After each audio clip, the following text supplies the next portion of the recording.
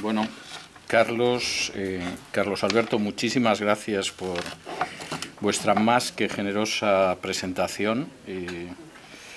Esto a mí me confirma en la idea de que uno tiene que ir poco por aquellos sitios donde no están los amigos, porque verdaderamente es muy grato escuchar esto, es a mi juicio excesivamente generoso, pero en cualquier caso lo agradezco por eso todavía más.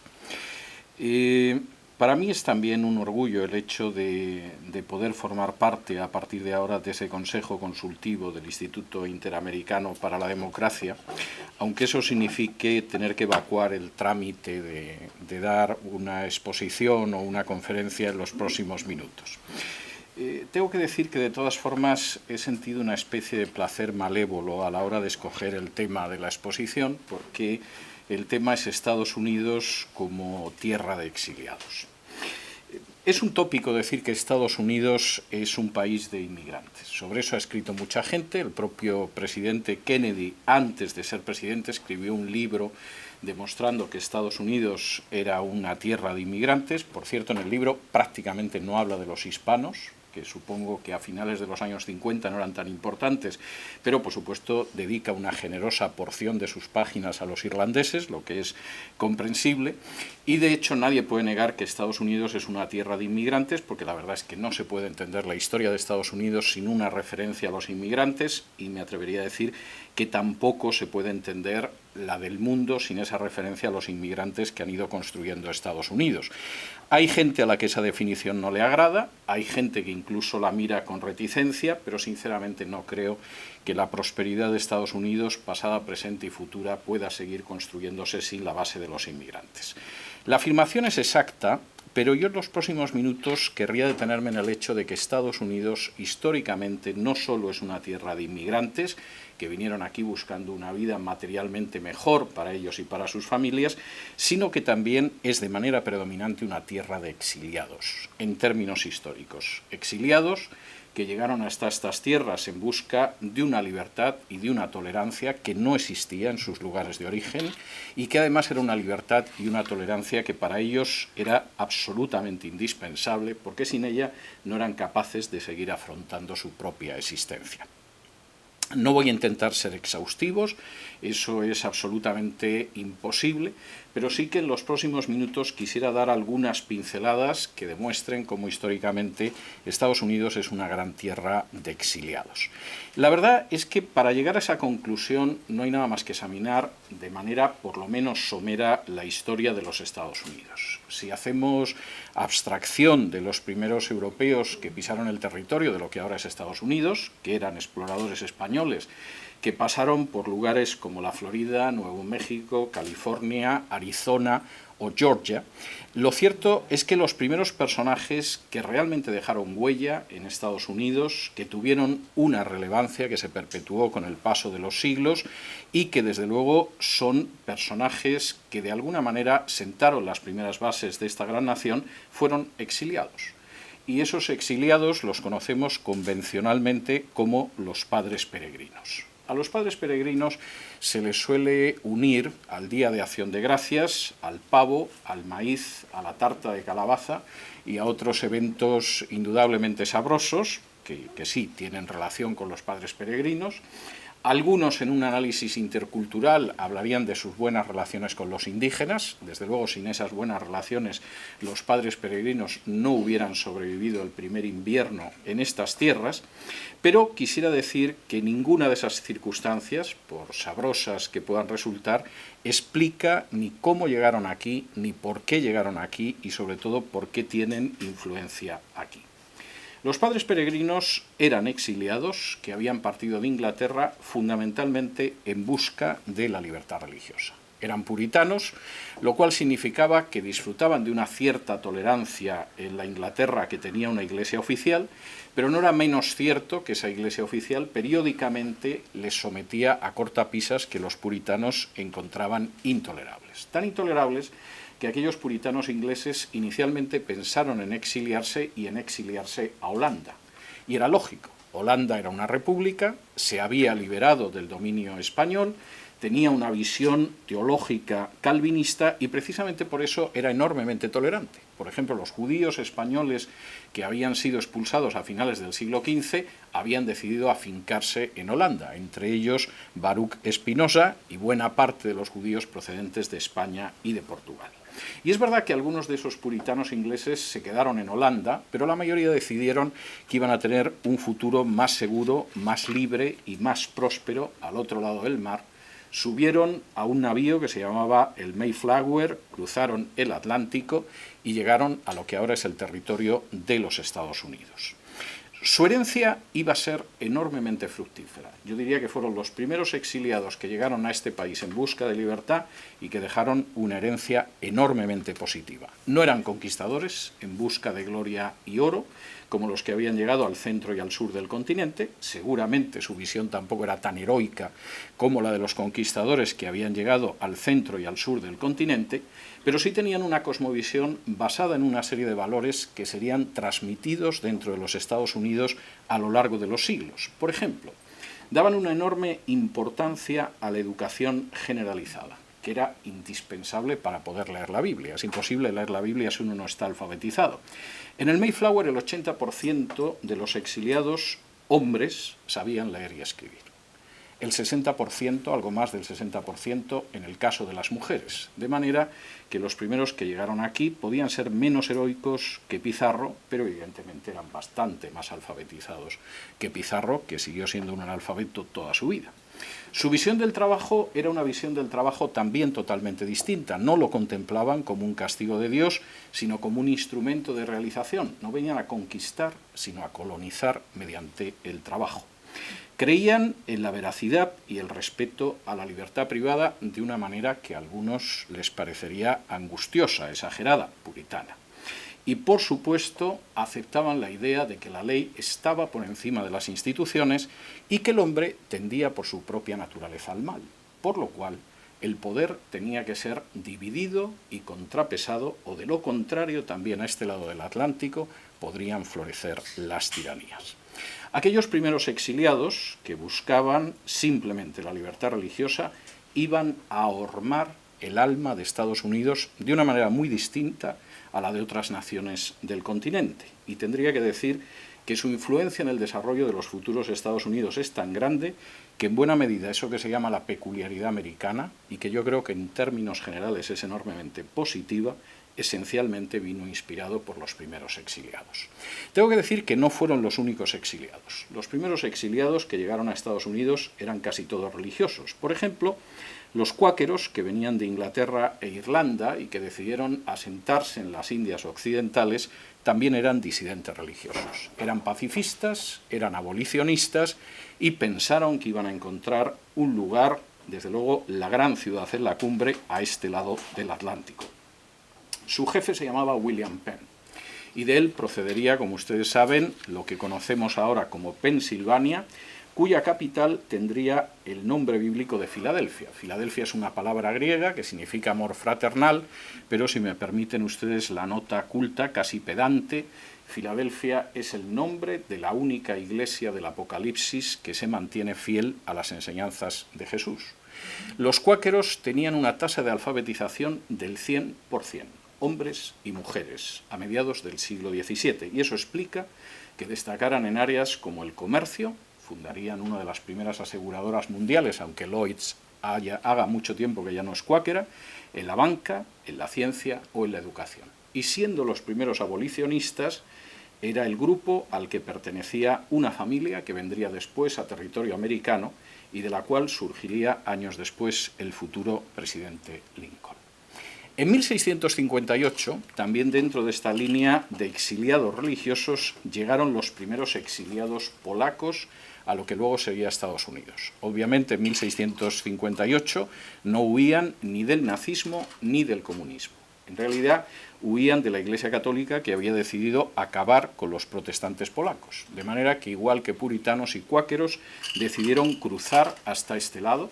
Contaban con una muy buena educación y alguno de ellos incluso pertenecía a la aristocracia polaca. Por ejemplo, Antonio Sadowski se estableció en New Jersey, donde había toda una colonia de protestantes polacos. La libertad religiosa era una cuestión que no se había solventado positivamente en Europa. en Estados Unidos antes de su nacimiento, los exiliados por razones religiosas habían contado con unas puertas abiertas y, por supuesto, realizarían grandes aportes a lo que luego sería Estados Unidos. Pero este territorio no solamente estaba proporcionando cobijo y refugio a exiliados religiosos, sino también a exiliados políticos.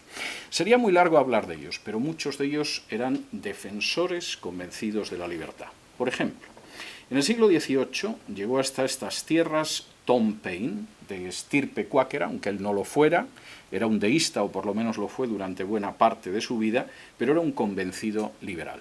Venía buscando refugio frente al autoritarismo de la monarquía británica y en un momento determinado no solo escribió un tratado sobre los derechos del hombre verdaderamente extraordinario, sino que decidió arrojar su suerte con los independentistas americanos que se habían sublevado contra Jorge III.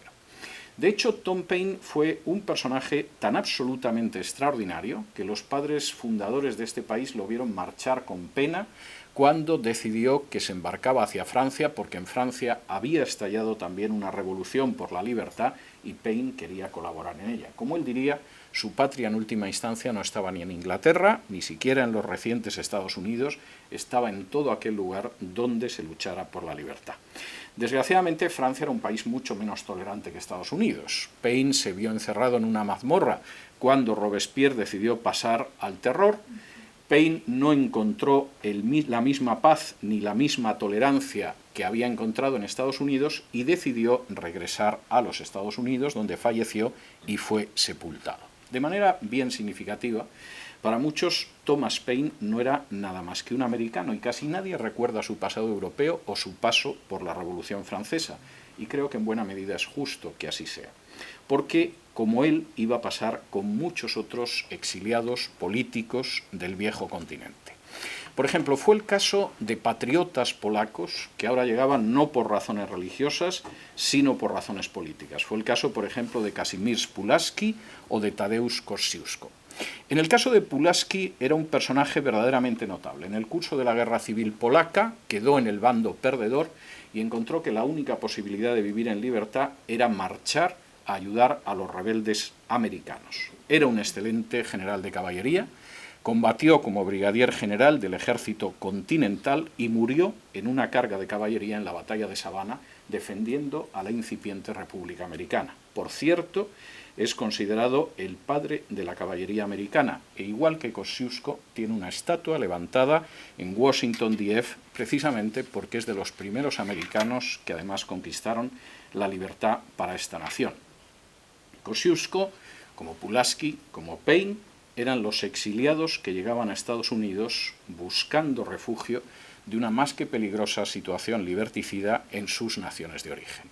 Se ha rumoreado que precisamente en los primeros años de la República Americana, el Napoleón derrotado en Waterloo, hace ahora 2 siglos, soñó con llegar a Estados Unidos. Desde luego le hubiera ido mucho mejor que en el islote de Santa Elena, pero el caso es que sus captores británicos no estaban dispuestos a que llegara a Estados Unidos. Una suerte muy distinta tuvo su hermano José, que había sido rey de España de 1808 a 1813 y que se afincó en la ciudad de Nueva York y después en la de Filadelfia. José tenía un buen pasar, entre otras cosas, gracias a las joyas traídas desde España, e incluso se permitió dirigir un grupo de exiliados franceses de ideas liberales.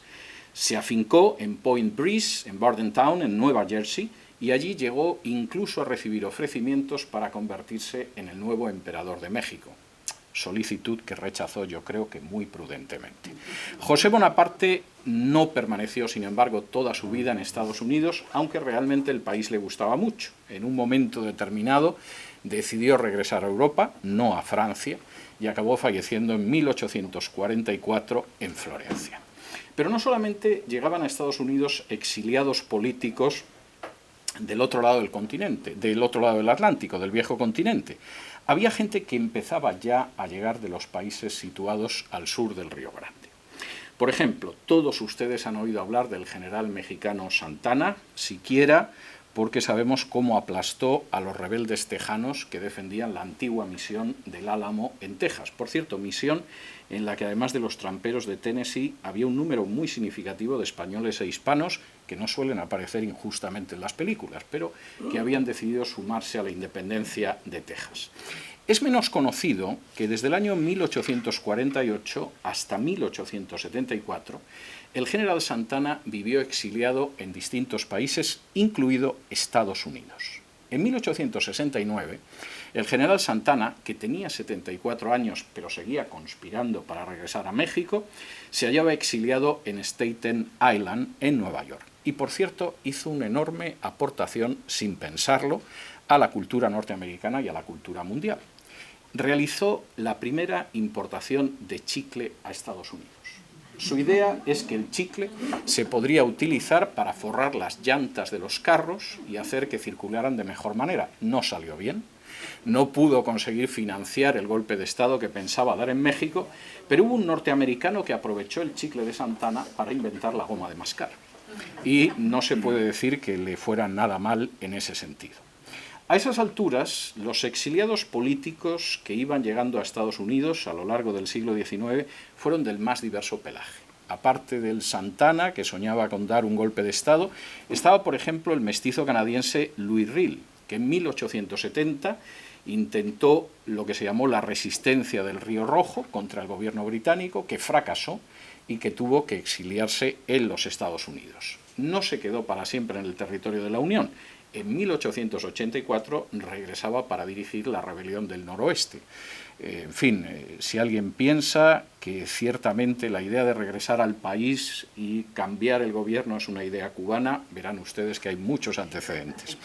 Y hablando de cubanos, supongo que no me perdonarían ustedes si no mencionara entre los exiliados políticos ilustres en Estados Unidos a José Martí y a otros independentistas cubanos, porque puestos a pensar en la causa de la independencia, Estados Unidos era el país de exilio casi obligado. Por cierto, país donde había bastantes exiliados cubanos que estaban pensando en la independencia y la planeaban con un gran apoyo de la masonería. Baste decir, por ejemplo, por citar lugares cercanos, que la logia Félix Varela número 64 de Cayo Hueso estaba formada de manera casi íntegra por independentistas cubanos exiliados en Estados Unidos. Y la logia Fraternidad número 387 de Nueva York tenía como tesorero y secretario respectivamente a Benjamín Guerra y Gonzalo de Quesada y Aróstegui del Partido Revolucionario Cubano que había fundado José Martí. Cuando finalmente se decida el levantamiento independentista de 1895, Martí iba a designar a otro hermano masón, a Juan Gualberto Gómez, para iniciarlo. Iban a ser masones los firmantes del Manifiesto de Montecristi contra el dominio español en la isla, e incluso Martí pudo llegar a la isla gracias a un vapor que otro hermano masón, Heinrich Lowe, en este caso norteamericano, le prestó. Es sabido que con el abandono del exilio Martí encontró la muerte, aunque esa circunstancia luctuosa no significó ni lejanamente el final de su causa, que triunfó apenas unos años después, pero que debe mucho precisamente al exilio en estas tierras. Y por cierto, como decía antes, no fue Martí el único que abandonó el exilio en Estados Unidos para ponerse al frente de una revolución. Pocos años después de la muerte de Martí, un mexicano llamado Francisco Madero fue arrestado por el presidente de México, Porfirio Díaz, a causa de sus actividades políticas. Madero quería democratizar México y consideraba que la reelección indefinida del presidente mexicano era un obstáculo para esa democratización. Madero consiguió escapar y, por supuesto, se exilió en Estados Unidos. Y el Madero, exiliado de México, junto con otros exiliados mexicanos, redactó en territorio norteamericano el Plan de San Luis Potosí, con el que dio inicio la Revolución Mexicana de 1910. Como Martí, Madero era inmensamente popular y también como Martí encontró una trágica muerte al abandonar su exilio norteamericano, pero en los dos casos no se puede decir ni que su memoria ni que sus intenciones se vieran malogradas por esa muerte. Tengo también que decir que a lo largo del siglo XIX no solo fueron luchadores por la libertad o gente que buscaba libertad religiosa los que se exiliaron a Estados Unidos y encontraron refugio en tierras americanas. A pesar de que la República Americana es una república democrática, y lo era entonces, a pesar de que simpatizaba con los combatientes de la libertad, a pesar de que abogaba por la libertad de culto, también era muy abierta a la hora de recibir a otros exiliados políticos que no encajaban dentro de esa visión política liberal. Y esos exiliados lo mismo podían ser ultraconservadores o izquierdistas que creían en acabar con un sistema como el norteamericano. Permítanme que les brinde solo unos ejemplos de estos casos. Por ejemplo, en Estados Unidos buscaron refugio carlistas españoles que se habían exiliado después de perder la guerra contra los primeros intentos de constitución liberal en España. Su ideología era absolutista, monárquica y católica. Poco o nada se parecía a la de la República Americana. Y sin embargo fueron acogidos. Por ejemplo, el general Echegaray mandó un cuerpo de carlistas que se integró en la segunda división de Tennessee del ejército confederado durante la Guerra Civil. El general Echegaray, por ejemplo, derrotó a las tropas federales en West Buttes y cayó en acción de guerra. De hecho, esto fue algo tan sorprendente para los confederados que en el año 1862 una de las acciones más importantes en la batalla de Malvern Hill la llevó a cabo la brigada Zumalacárregui, una brigada que tenía el nombre del general más importante carlista de la Primera Guerra Carlista. El heroísmo de los carlistas en Malvern Hill fue punto menos que suicida, pero sobre todo tuvo un resultado que resulta llamativo y que está registrado en los archivos de la Confederación. A partir de ese momento se permitió que solo tuvieran mandos que hablaran en español. Y por cierto, esta es una demanda que aparece en las fuentes del Ejército de la Confederación una y otra vez. Al parecer los españoles estaban dispuestos a exiliarse, pero no a aprender la lengua de la tierra. Fueron precisamente exiliados carlistas españoles los que, encuadrados en el Regimiento 35 de Tennessee, combatieron en Harper's Ferry contra la segunda división del Ejército Federal y, curiosamente, el 35 Regimiento de la milicia carlista de Tennessee recibió el nombre de New Spain Regiment, el Regimiento de Nueva España. Por cierto, contribuyó a una de las derrotas que el general sureño Lee le asestó al general McClellan. Y, de hecho, su actuación no fue más heroica, eso sí tengo que decirlo, que, por ejemplo, la de los fusileros de Navarra del 41 de Tennessee. Como tantos exiliados en el pasado, aquellos carlistas españoles no dudaron en defender a la patria que les proporcionaba un refugio independientemente de lo que ellos pudieran creer políticamente. Pero si Estados Unidos podría abrir sus brazos a liberales e incluso absolutistas, también lo hizo con gente situada en el otro extremo del arco político, como los anarquistas o los socialistas. Permítanme que comience con los anarquistas, porque aunque es cierto que en Estados Unidos había habido algunos anarquistas nacionales previamente, el anarquismo americano realmente es un anarquismo que viene con los exiliados. Incluso yo me atrevería a decir que hay un antes y un después del año 1888, cuando un judío llamado Alexander Berman llegó a Nueva York procedente de Rusia. Berman no era anarquista antes de llegar a Estados Unidos, pero aquí conoció a un anarquista, otro exiliado, de origen centroeuropeo, llamado Johann Most, y además no solamente abrazó el anarquismo, sino que abrazó a otra exiliada judía que se llamaba Emma Goldman, y convertidos en amantes también se convirtieron en la pareja emblemática del anarquismo en Estados Unidos desde 1885. Berman y Emma Goldman, por ejemplo, planearon asesinar al empresario y financiero Henry Clay Frick. No lo mataron, afortunadamente. Frick sobrevivió al atentado, Berman fue condenado a 22 años de prisión y Emma Goldman fue pasando distintos periodos de cárcel en Estados Unidos, aunque hay que decir que las autoridades norteamericanas fueron muy pacientes con ellos durante décadas y, a pesar de que no se puede decir que fueran ciudadanos respetuosos de la ley, no los deportó de territorio americano. De hecho, la deportación no se produjo hasta el año 1917, cuando se les condenó a 2 años por inducir a la gente a no cumplir el servicio militar en el momento en el que Estados Unidos entraba en la Primera Guerra Mundial, y sí es cierto que tras ser puestos en libertad los deportaron a Rusia.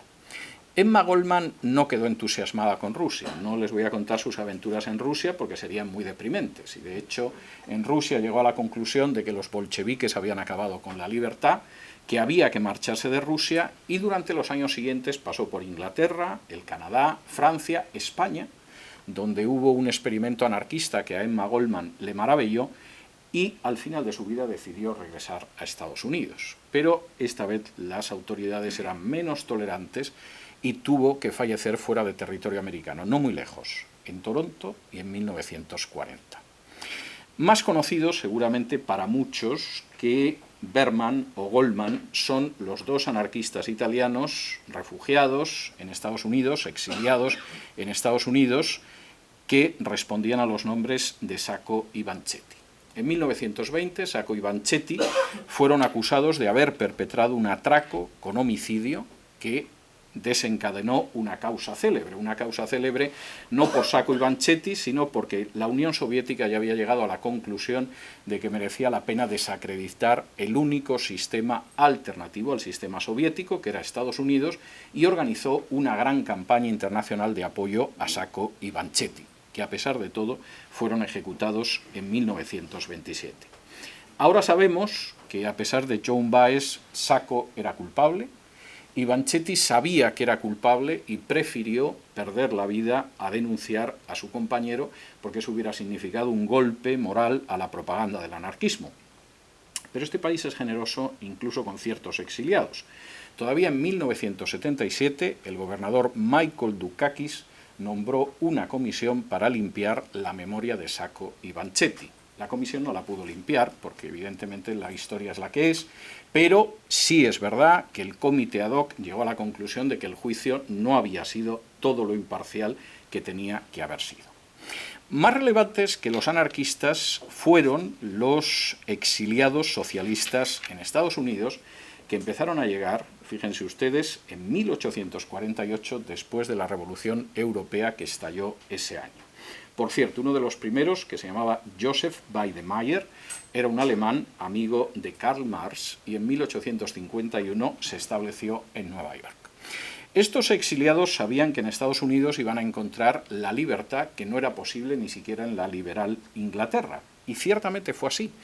Empezaron a crear organizaciones de tipo socialista y publicaban una serie de periódicos que tenían que ver con el socialismo y que tenían nombres como Die Revolution, es decir, como los carlistas españoles inicialmente no estaban muy dispuestos a difundir sus ideas en inglés, o a crear organizaciones como la Proletarier Bund, es decir, la Liga de los Proletarios, por supuesto en alemán. Y la primera sección en Estados Unidos de la Primera Internacional, con sede en Nueva York, la creó precisamente un alemán que se llamaba Friedrich Albert Sorga, es decir, un exiliado en Estados Unidos. Durante las décadas de los 70 y de los 80 del siglo XIX, los exiliados socialistas se multiplicaron en Estados Unidos. En su mayoría eran seguidores de Ferdinand Lassalle, y en 1874 crearon el Partido Socialdemócrata de Norteamérica y en 1876 el Partido Laborista Americano de base socialista. Pero de todos los socialistas que se exiliaron en ese final del siglo XIX, inicios del siglo XX a Estados Unidos, ninguno tan célebre como Lev Trotsky. El 31 de marzo de 1916, en plena Primera Guerra Mundial, las autoridades francesas deportaron a Trotsky a España. Y las autoridades españolas no tardaron en deshacerse de él, enviándolo a los Estados Unidos, que era el único país dispuesto a recibir al revolucionario Trotsky, que ya se había destacado en la Revolución de 1905.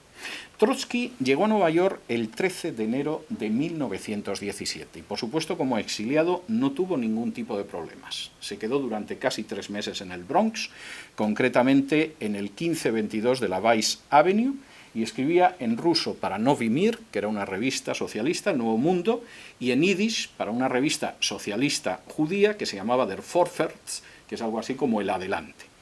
Solamente porque la Revolución Rusa estalló en marzo del 17, Trotsky decidió abandonar Estados Unidos. Lo hizo el 27 de ese mes, Por cierto, volvería a exiliarse después, años después, huyendo de Stalin a América, pero no regresaría a Estados Unidos. Saben ustedes que se afincó en México, donde lo asesinó un español agente de Stalin llamado Ramón Mercader. Trotsky, desde muchos puntos de vista, era un judío más de la decena de miles de exiliados judíos que habían encontrado acogida en Estados Unidos. No huía de los pogromos de Ucrania, que entonces formaba parte del Imperio ruso, pero era un exiliado. Quien sí huía de esos pogromos, y quizá fue la figura, la víctima de los pogromos y del antisemitismo de la Rusia de aquel entonces más conocida, fue Mendel Beilis. Mendel Beilis, que había sufrido en Kiev, en Ucrania, un proceso que aparece de manera novelada en la novela de Bernard Malamud de Fixer, El hombre de Kiev, en España, no solamente fue absuelto en el proceso en 1921, sino que en 1925 estaba en Estados Unidos, en Nueva York, y allí publicó un relato de sus sufrimientos.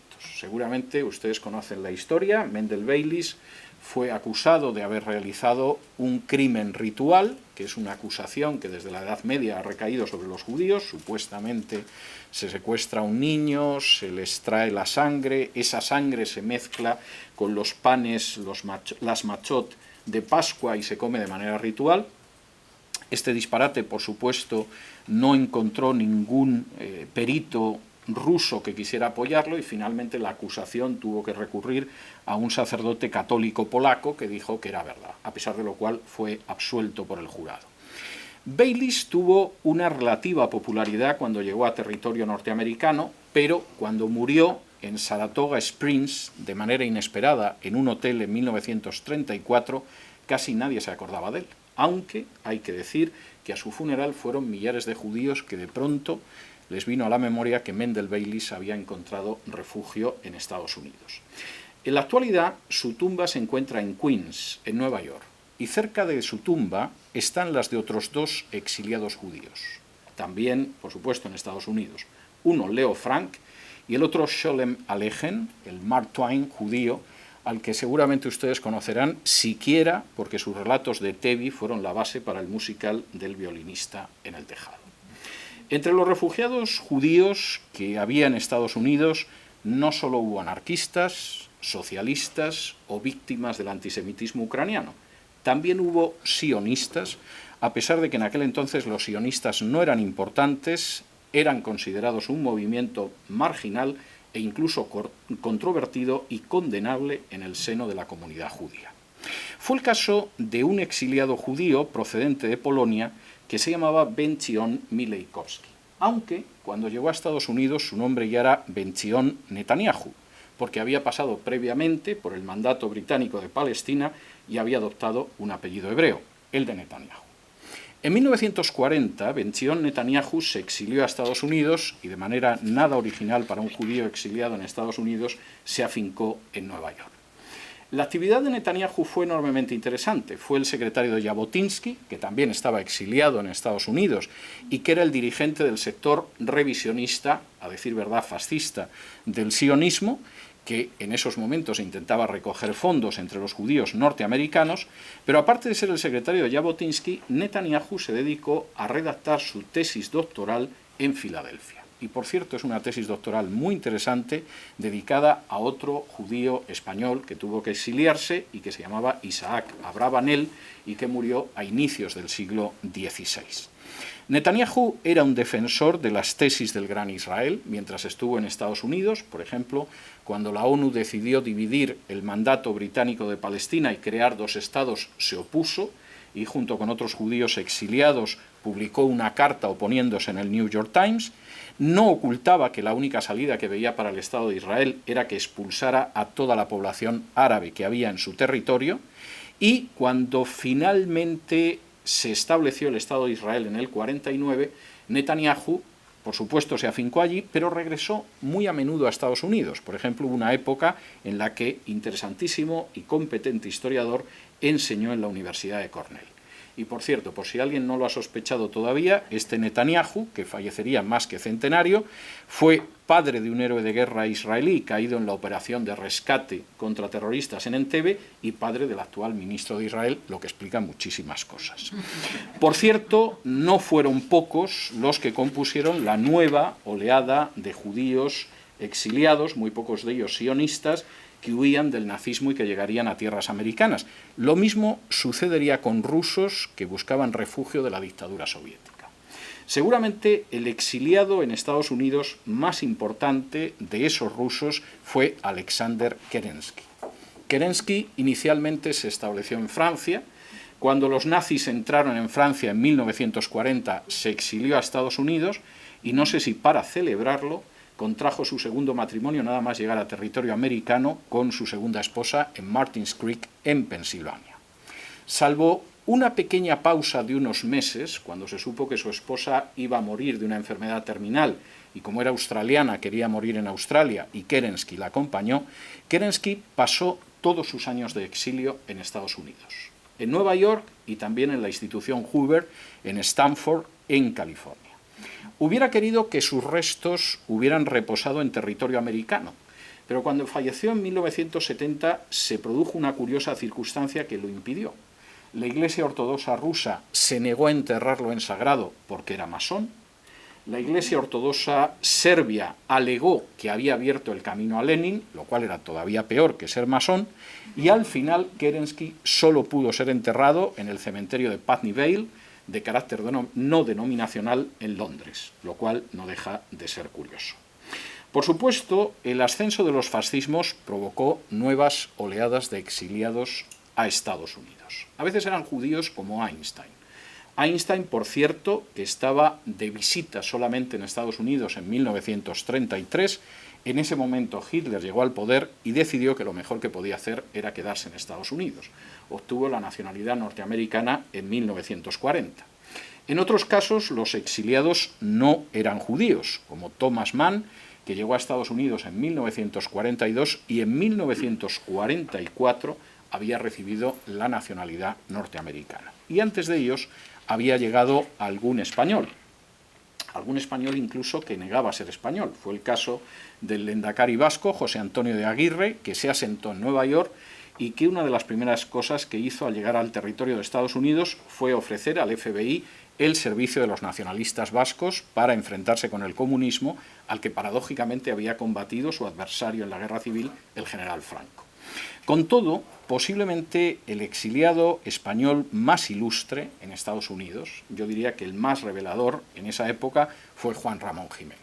Ustedes saben que Juan Ramón Jiménez recibiría el Premio Nobel de Literatura, fue un más que notable poeta y vivió bastante cerca de aquí, en Coral Gables, donde, por cierto, en 1948 publicó sus romances de Coral Gables. Curiosamente, yo sostengo la tesis que ustedes no tienen por qué compartir, pero yo estoy convencido de ella. Finalmente, Juan Ramón Jiménez decidió no quedarse en Miami y marcharse a Puerto Rico. Y yo estoy convencido de que fue porque todavía no habían llegado los cubanos. Es decir, efectivamente, Miami era una ciudad todavía demasiado angla para Juan Ramón Jiménez. Si hubiera sido la Miami hispana de hoy en día, hubiera acabado muriendo aquí y no en Puerto Rico. Pero entre aquella ciudad angla de aquel entonces y Puerto Rico, cuyo casco viejo recuerda enormemente a la ciudad de Cádiz, pues él, que a fin de cuentas era andaluz, prefirió morir en Puerto Rico. Pero tengo que decir algo que es interesante sobre Juan Ramón Jiménez. Es verdad que Juan Ramón Jiménez se negó rotundamente a regresar a una España gobernada por el general Franco. Es menos conocido que Juan Ramón Jiménez se exilió de España no al final de la Guerra Civil con la victoria de Franco, sino al inicio de la Guerra Civil, después de que los milicianos de izquierdas hubieran estado a punto de fusilarlo en el Madrid del Frente Popular. Y curiosamente la salvación de Juan Ramón Jiménez derivó de algo tan curioso como tener una buena dentadura. Cuando el miliciano que buscaba a un Juan Jiménez escuchó que él insistía en que no era el Juan Jiménez al que buscaban, el jefe de la partida le dijo: abra la boca. Juan Ramón Jiménez la abrió, tocó sus dientes y dijo: están sanos, no es el que buscamos. y Juan Ramón Jiménez escribiría un poema felicitándose por esos dientes tan blancos que le habían salvado la vida. Por si acaso, nada convencido de las bondades del Frente Popular, inmediatamente pidió a un amigo en el gobierno que le destinara fuera de España, lo que seguramente le salvó la vida por segunda vez.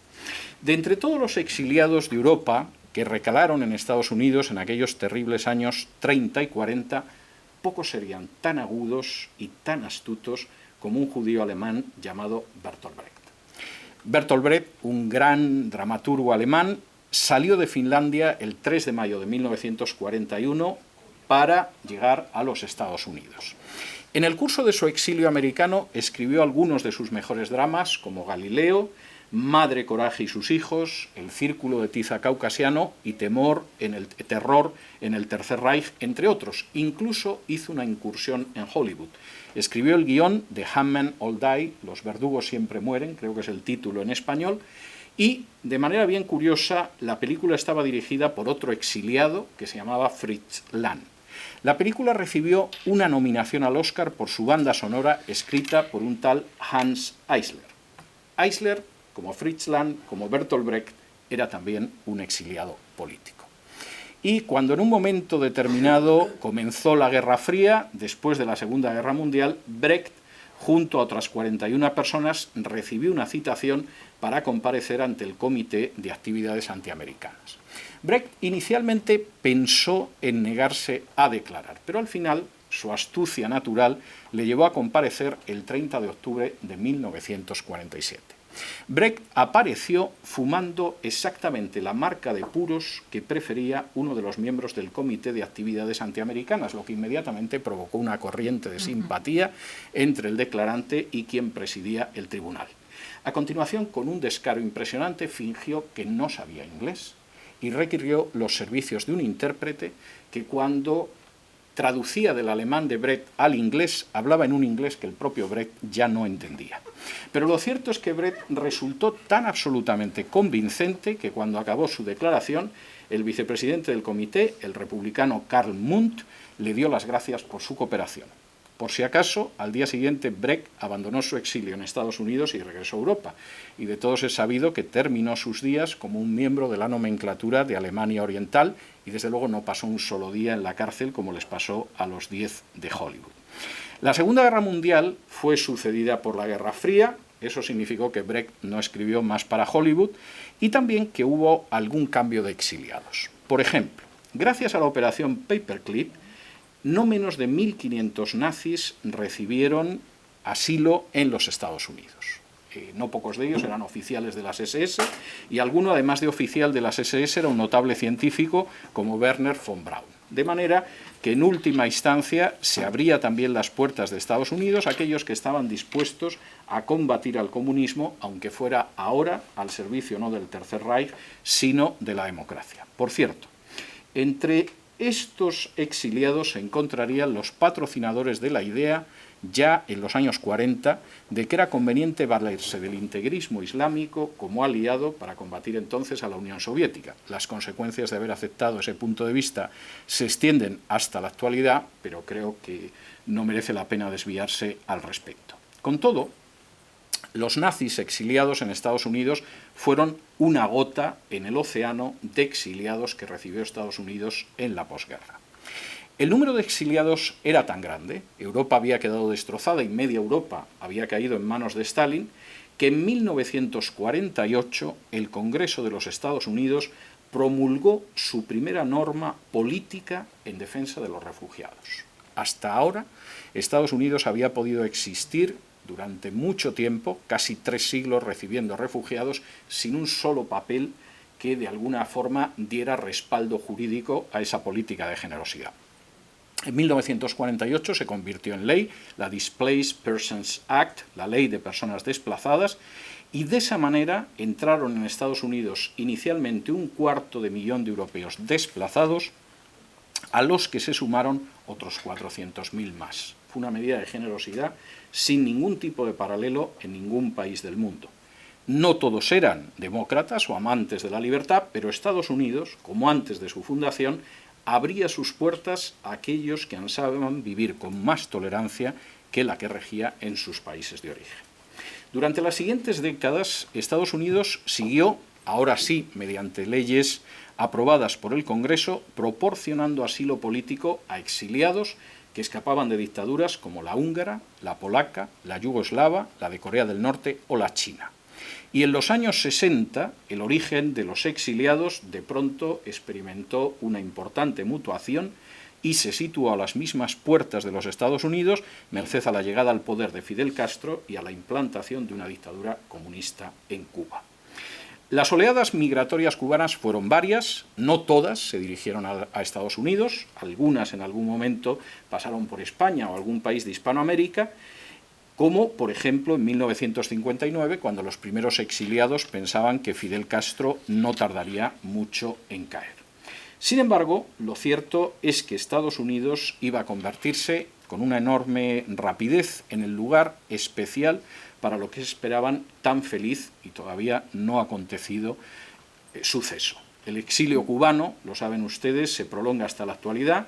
Su historia detallada excede con mucho los términos de esta breve exposición, pero sí quisiera señalar que ese exilio cubano iba a convertirse en un fenómeno totalmente peculiar de la historia de los Estados Unidos.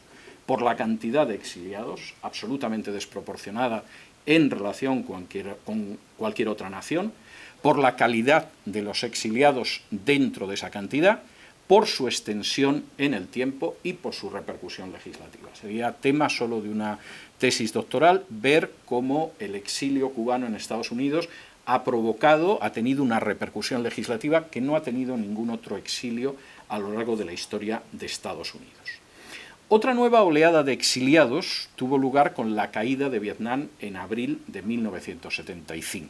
Inicialmente, Estados Unidos intentó enfrentarse con este desafío mediante la Indo-Chinese Refugee Task Force, pero 5 años después, en 1980, el Congreso se vio obligado a aprobar una nueva ley de refugiados que creaba un marco modelo para esos refugiados. Y aunque es verdad que la base de la nueva ley se basaba en el protocolo de Naciones Unidas, lo cierto es que implicaba seguir con una tradición que había caracterizado a los Estados Unidos incluso antes de su propia Constitución.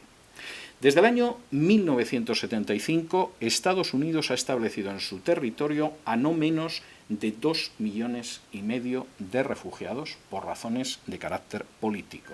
No hay un país del mundo que haya sido más generoso con los perseguidos por regímenes totalitarios que Estados Unidos. En más del 75% esos refugiados han procedido de Indochina o de la antigua Unión Soviética. Y hay que decir, en honor a la verdad, que el número de exiliados, que ha variado mucho según los años, en realidad ha sido considerablemente mayor a las cifras oficiales, porque mucha gente es exiliada política en Estados Unidos y, sin embargo, su estatus legal no es el de asilado, sino que tiene otro tipo de estatus. Es verdad que en algún caso alguno de los exiliados fue personaje poco recomendable, como el dictador filipino Marcos, que murió en Hawái, o el laosiano Ban Pao, pero en términos generales la aplastante mayoría de esos exiliados han sido gentes que huían de las dictaduras más diversas y más terribles.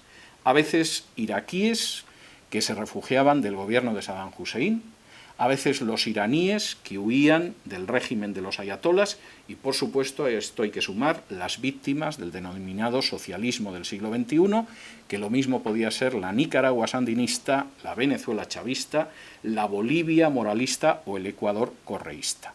Como en el pasado, Estados Unidos ha vuelto a abrir generosamente sus puertas a aquellos exiliados que por razones políticas buscaban amparo en su territorio. Nada indica que esa labor humanitaria vaya a detenerse en el futuro. Por el contrario, yo me temo que aparecen indicios crecientes de que continuará, como ha venido sucediendo desde el siglo XVII. Y así se convierten en realidad, no una vez, ni 2 veces, ni 1000, sino millones de veces, aquellas palabras que en 1898 escribió una judía que había encontrado su futuro en tierra americana y que dicen así: no como el gigante de bronce de fama griega, con miembros conquistadores situados a horcajadas de tierra a tierra. Aquí en nuestras puertas del ocaso, bañadas por el mar, se erguirá una poderosa mujer con una antorcha cuya llama es el relámpago aprisionado y cuyo nombre es Madre de los Exiliados. Desde su mano con forma de faro brilla una bienvenida de alcance mundial. Sus ojos suaves dominan las ciudades gemelas que enmarcan el puerto de puentes aéreos. Guardaos, tierras antiguas, vuestra pompa histórica, grita ella con labios silenciosos. Dadme a vuestras cansadas, a vuestras pobres, a vuestras hacinadas masas que ansían respirar libres, al desdichado desecho de vuestras playas rebosantes. Enviadme a estos, a los que carecen de hogar, a los golpeados por la tempestad. Yo levanto la lámpara al lado de la puerta dorada. Y como ustedes saben, este soneto está inscrito en la Estatua de la Libertad. Que Dios mediante, lo que aparece en él siga siendo por siempre y esta tierra continúe brindando su amparo generoso a todos aquellos que exiliados huyen del totalitarismo y buscan la libertad. Que en ella encuentren refugio los que desean creer, adorar, pensar y expresarse de acuerdo con su conciencia.